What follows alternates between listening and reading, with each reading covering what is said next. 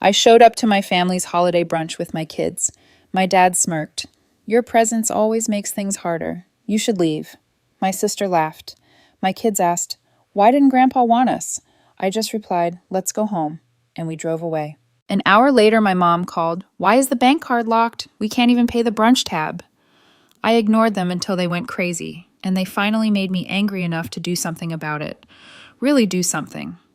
And when that switch flipped, there was no going back. It wasn't just the brunch. It wasn't just one comment. It was years stacked on top of each other like a slow-building landslide.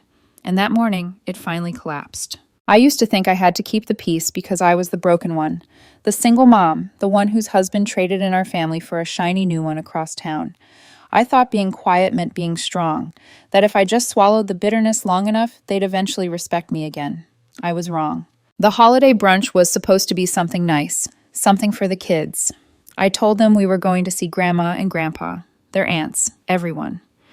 They even helped pick out gifts, little handmade things, drawings, a dollar store frame with a photo of all of us from 2 years ago.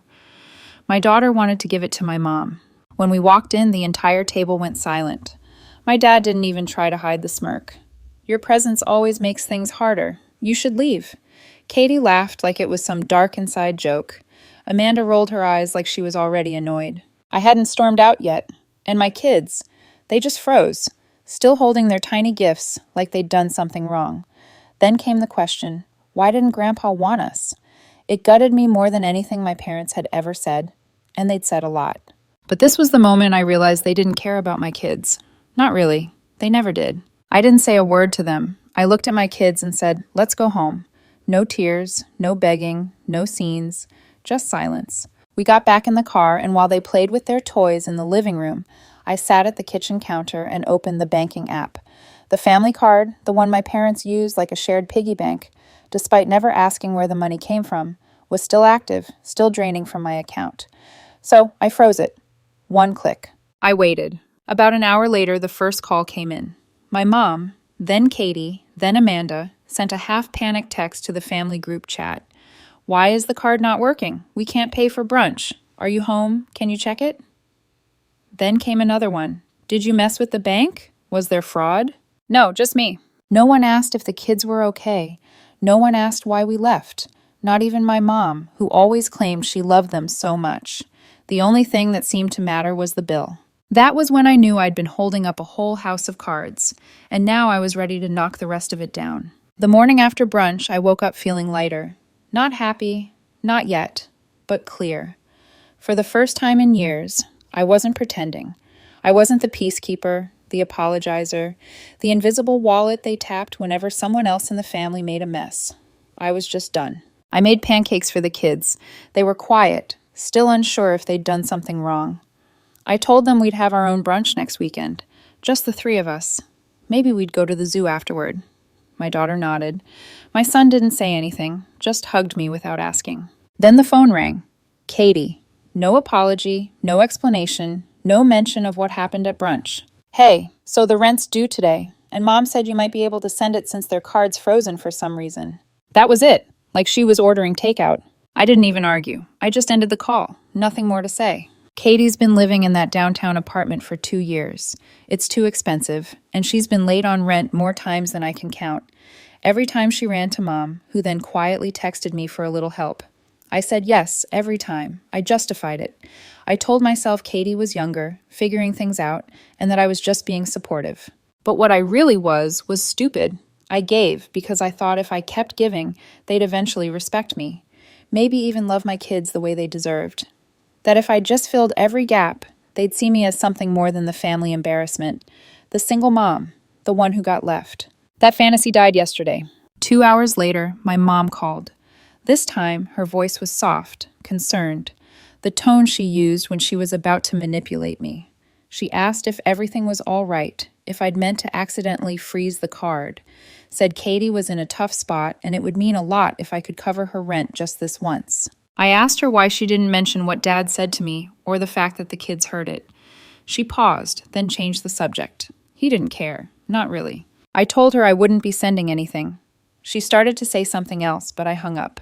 I sat there after the call, not crying, not angry anymore, just stunned at how transactional our whole relationship had become. And then Amanda texted me. She said she wasn't taking sides, but that freezing the card made the whole brunch awkward and I could have just talked to them instead of making a scene. She actually used those words, like I threw a tantrum instead of quietly walking out with two confused, humiliated kids. She was also the one who borrowed $1,800 last spring for urgent car repairs and swore she'd pay it back after her promotion. She even sent me a heart emoji. That was in April. I let it go for months, never brought it up because we were family and I didn't want to be that person. But I was already done with being that person. So I opened my bank app and sent a formal request for the $1,800. No message, no explanation, just the number and the due date. Today. 5 minutes later, she messaged me. Are you kidding right now? Not sorry I forgot. Not can we talk? Just outraged that I'd finally drawn a line. I didn't answer. I didn't have to. I had already made other plans. I called the travel agent I used to work with years ago and asked if there were any last-minute deals for a beach resort. Nothing huge, just somewhere warm with a pool and space for the kids to breathe. She found one. A cozy cabin suite at a family-friendly place with a kids' activity center, dolphin tours, the works. It cost me $1,682, and I paid for it with Amanda's money the minute she finally sent it. No, thank you, of course. No apology. Just a cold transfer, like she was settling a business debt. Maybe she was, because I was done pretending we were anything more than that. That night, while packing my kids' bags, I realized something. I hadn't felt this excited in years. It was our first real vacation. No guilt, no awkward family texts, no tense silences. Just me and the two people who never made me feel like I wasn't enough. I didn't post anything on social media. Didn't tell anyone. I wanted them to find out the same way I had, to find out they never really saw me as one of them. Slowly, painfully, with no warning. Let them sit there wondering why I wasn't responding to their passive-aggressive texts. Let them guess where we were while they scrambled to figure out who was going to pay Katie's rent next month or why Mom couldn't order groceries with the family card. I wasn't their crutch anymore. I wasn't their secret donor. I was gone. And every time I zipped up a suitcase, I reminded myself, this isn't revenge, this is repair. Here's part 4 of the story, with a new layer of tension and an unexpected twist. Part 4, the photos they weren't supposed to see. The morning of the trip, I woke up before the kids and just sat on the edge of the bed staring at the suitcase.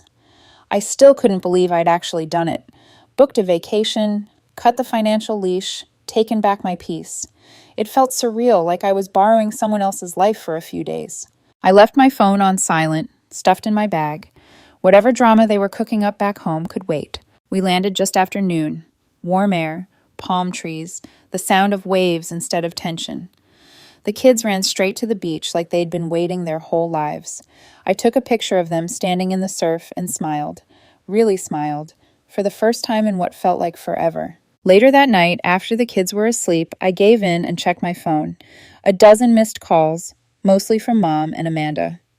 One voicemail from Katie, crying about an eviction notice. I didn't listen to it. I opened Instagram instead. I had posted one photo, just one, a sunset. No faces, no tags, just a quiet flex that I was somewhere better. But that was enough. Amanda had commented under it, "Wow, must be nice to use family money for personal vacations." That was unexpected. First, she had the nerve to post it publicly. Second, she still believed the money I used was hers, like I had somehow stolen from the family pot. I hadn't even responded when she sent me the money. She knew it was for the debt she owed, and now she was twisting it, acting like I was taking advantage. I didn't reply, but I didn't need to. The next morning, something happened. I didn't plan. My grandfather called. He never calls, ever. He usually just shows up during holidays, sits quietly in the corner, and watches the chaos unfold. He's the only one who's ever spoken kindly to me without strings attached. When I answered, he just said, "I saw the photo. I'm glad you finally left." I didn't know what to say. He told me he was coming into town next week and wanted to take the kids out. No big family dinner, just him, me, and them. Said he had something he wanted to discuss in person. Then he added, "Your mother isn't going to like it, but that's never stopped me before." That was it. He hung up.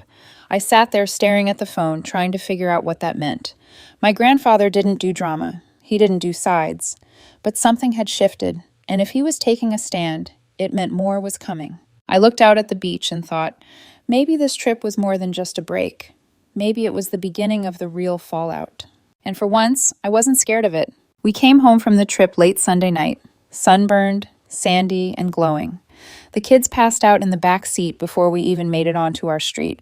I didn't wake them, just carried each of them inside, tucked them in, then stood for a moment in the hallway, listening to their quiet breathing. It was the first time I didn't come home dreading what was waiting for me. I turned on my phone, and it lit up like a dying firework.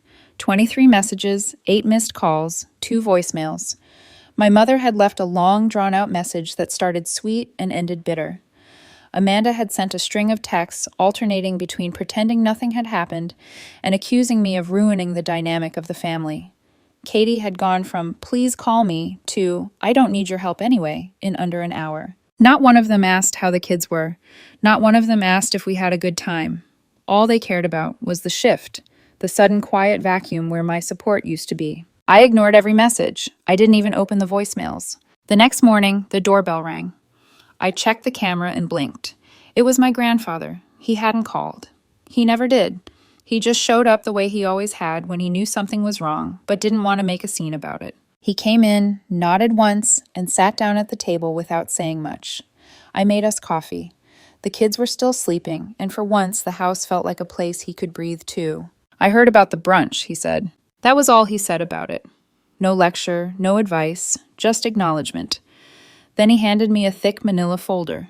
"I made some changes. Don't tell them. The lawyer will." Inside were pages I couldn't even process at first. A trust, one that used to be divided evenly between my mom, Amanda, and Katie, was now in my name alone. 300,000. He said he'd watched for years. The way they talked to me, the way they treated my kids, the way they always expected me to pick up the slack but never once said thank you. "I used to think they'd grow out of it," he said, "but now I know they won't." He stood to leave, and just before he opened the door, he turned to me. "You're not the weak one. You're just the only one they couldn't control." 3 days later, they found out. Amanda was the first to try a soft approach. She sent a message asking if I wanted to grab lunch. Just the two of us, no drama. I didn't reply. Katie left a voice memo, sniffling, talking about how stressed she'd been lately and how she missed having her big sister to talk to. I blocked her. My mom sent a picture of my kids when they were toddlers, then wrote, "Let's put the past behind us. I'd love to take them out for ice cream." I didn't respond because it wasn't about reconciliation. It wasn't about love. It was about proximity to the money. They didn't feel sorry for what they'd done. They were sorry for what they might lose. And by the time they realized the door was closed, they were already on the outside. This wasn't revenge. I didn't gloat. I didn't announce anything. I just kept living. And that was the part they never expected. Because when someone stops trying to be accepted, there's nothing left for you to take from them. Next, and add little intrigue. Chachi Pit. Here's part 6, the final part of the story, with a layer of intrigue to close the arc. Part 6, they thought they'd wait me out. By the following week, the silence from me must have started to feel threatening to them. That's when the rumors started. Amanda told someone, maybe her boyfriend's sister, maybe someone at her job, that I had manipulated our grandfather, that I must have talked him into changing everything while he was in a fragile state. She even hinted that I might have forged something. I found out from a friend of a friend. They didn't know Amanda was talking about me until they connected a few dots. When they told me, I just laughed. Amanda had always been a bad liar, and worse at hiding her fear when she felt power slipping away.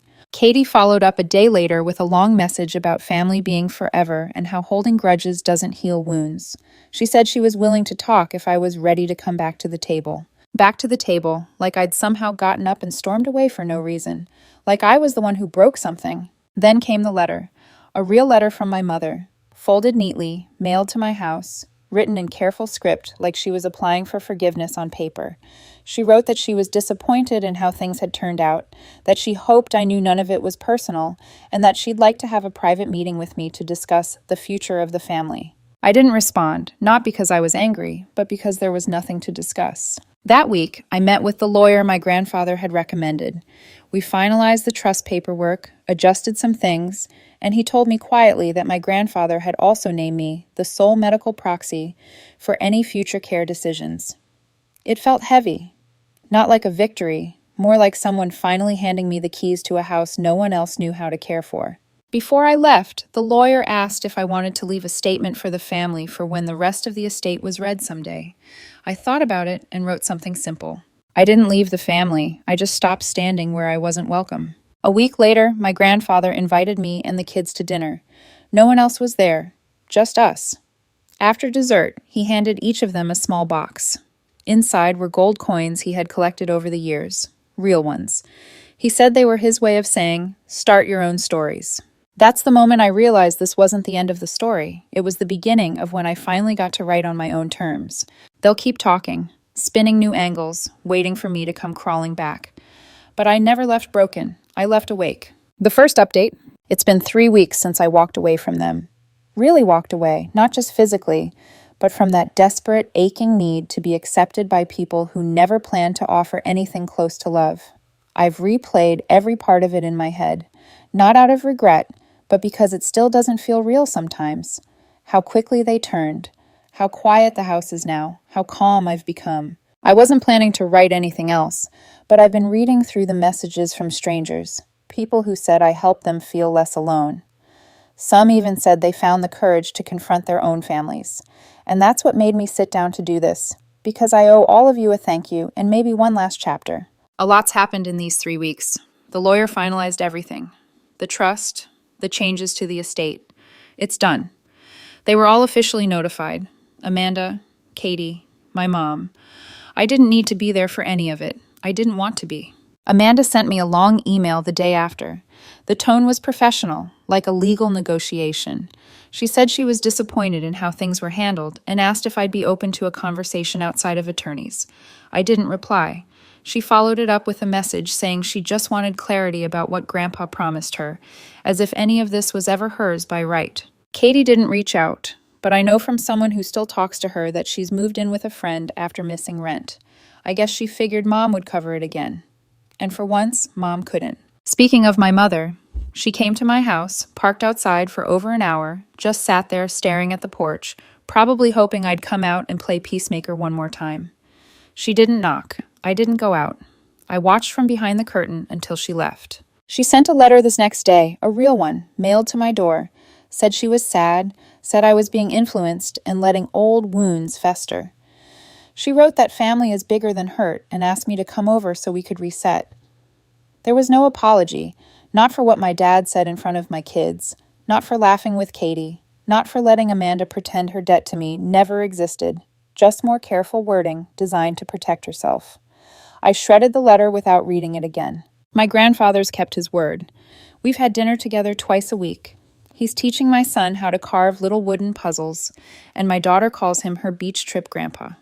He doesn't bring up the rest of the family, and I don't ask about them. It's unspoken, but we both know what was lost and what was finally protected.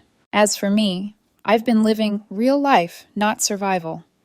I signed the kids up for swimming lessons. I painted our living room a soft green that feels like starting over.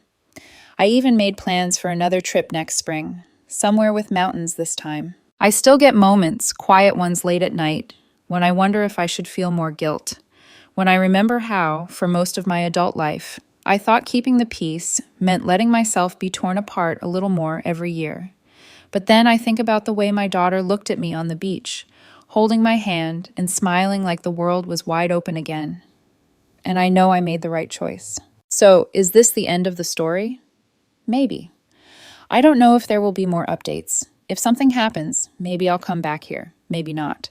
But for now, this is the last page. To everyone who followed Judy's story, who took the time to care, to reach out, to share, thank you. You reminded me that walking away isn't giving up. It's finally choosing yourself.